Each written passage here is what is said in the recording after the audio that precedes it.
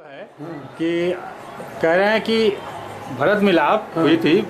भरत जी जब अपने मामा के यहाँ से आए, सुने कि राम ऐसे चले गए हैं और वो अपनी माता को बहुत छेड़ा और छेड़ते हुए यहाँ पर आया। तो इसके और ऐसा सुना था कि राम जी यहाँ पर जब भरत मिलाप हो गया तो सोचे कि इस समय तो सभी अयोध्या से लोग आते रहेंगे, भीड़ होता रहेगा, मुझे शांति नहीं मिलेगी, तो ये यहाँ से चल बसे और आगे। तो लेकिन 11.5 साल के बाद ये मुझे समझ में नहीं आया। ये ऐसा है, मैं बताता हूँ।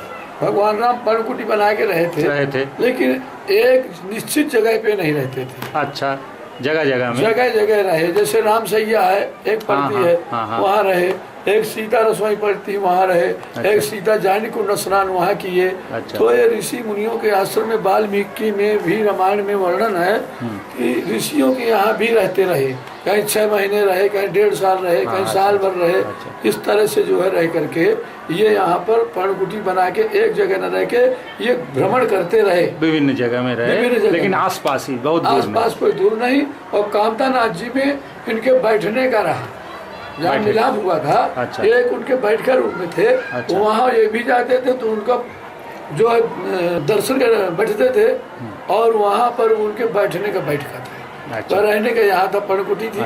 और ये भी सुना गया है कि रामचंद्र जी ने चित्रकूट के अंतर्गत कोई विद्वान बता रहा था, जहाँ तक सही हो, 23 पर्णकुटियों का निर्माण देवताओं ने किया, 23 किया है विभिन्न जगहों में। 23 में जहाँ जा रहे हैं, लेकिन मुख्य जगह यहाँ का महत्व है क्योंकि यहाँ पर आते ही पर्णकुटी का निवास किया और गंगा किनारे का यहाँ उनका विशेष लगाव था। क्योंकि लक्ष्मण जी को कहा गया है, जब यहाँ के जगह का निरीक्षण किया तो फिर तुलसीदास जी ने बताया कि लक्ष्मण जी कहा कि अस कही लखन ठाव दिखरावा, अस कही लखन ठाव दिखरावा, थल विलोक रघुबर सुख पाओ। यानी कहीं भी थल विलोक सुख पाने के अगर लेख आता, जिक्र आता है तो ये पर्णकुटी में आता है। ये विशेष भगवान के को प्यारी भूमि रही राम जी मंदाकिनी के तट पर, इसलिए इसका महत्व विशेष रूप से। मैंने वही कहा ना कि अगर भरत जी तो कुछ ही दिन बाद ही आए, तो इसके क्यों 11.5 कैसे हो जाएगा, यही संदेह रहा। तुरंत तो नहीं गए हैं, लेकिन ये है कि एक रामायण में रचना ये भी आती है अलग अलग से। जैसे तुलसीदास जी तो कुछ अपने भी लिखे हैं, वाल्मीकि से मिलती नहीं, बहुत जगह में है। चित्रकूट जी बसे भगवाना, अचरित किए सुच सुधा समाना, तो लीलाएं करते रहे। हर लीलाओं का लेख है। तो जब लीलाएं करते रहे तो उनके 99.5 लीला विद्वानों के द्वारा बताई गई, रामभद्राचार्य जी बताया था। 99.5 लीलाएं इन्होंने किया उस समय त्रेता युग में।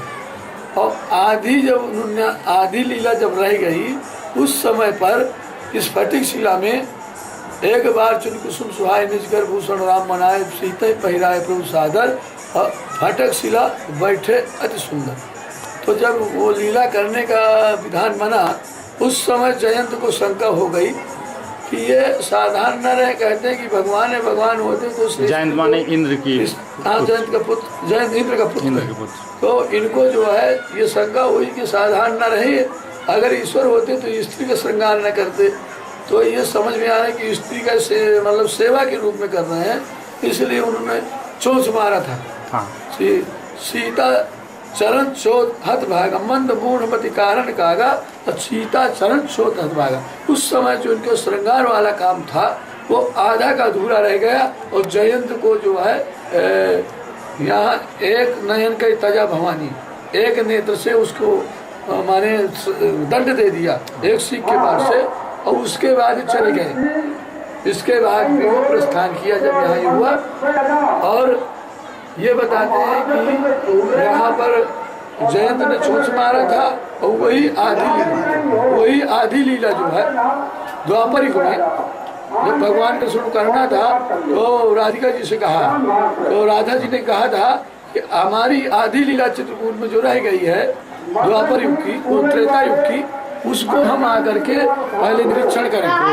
तो यहाँ पर साक्षी गोपाल है ना मंदिर कामतानाथ जी में, सखी गोपाल। अच्छा, सखी गोपाल। तो सखियों के सहित आकर के भूमि का निरीक्षण किया और फिर महाराज जो बचा था वो वहाँ पर वृंदावन में जो शुरू किया था वो यहीं से निरीक्षण करके वो आधी लीला को है पूरा किया है, यानी